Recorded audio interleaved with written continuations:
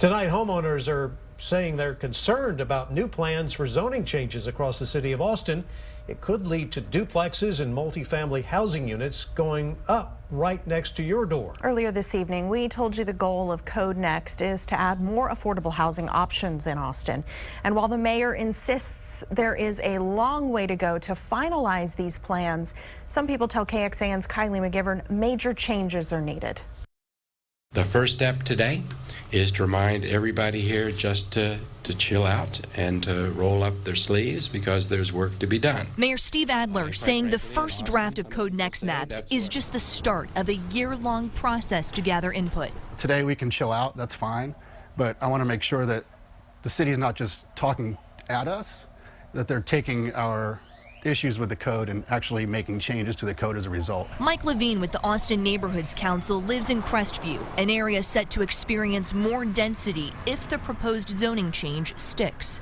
We already have pretty allowable zoning in our neighborhood. Granny flats, duplexes, those sorts of things are pretty common. And this would essentially increase that by 50%, the number of units allowed on a lot, and then decrease the parking by about 50%. We know what happens if we didn't do anything.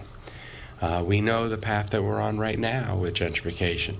We know the path we're on right now with congestion in this city. Adler says Code Next creates an opportunity to come together and answer questions like Levine's. Why was my neighborhood plan thrown out the window? Once you start eliminating your single-family zoning and making it so that all of a sudden my lot should have 3 houses on it, I'm going to be taxed at that rate as well. There are still concerns about how the process will play out and how different the final maps will look. We have a lot to say, so I hope that there is an avenue, not just to say it, but for it to be acted upon. Kylie McGivern, KXAN News. Here's a closer look at the changes on the left side of your screen. Here's what Austin looks like right now. On the right are these proposed changes.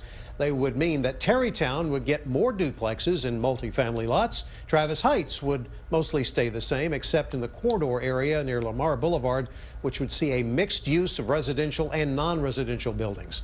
Bowling Creek would see major redevelopment between Lamar and Congress Avenue from the Colorado River down south to Oltorf, and Barton Hills would not see much change. Hyde Park will also stay relatively the same.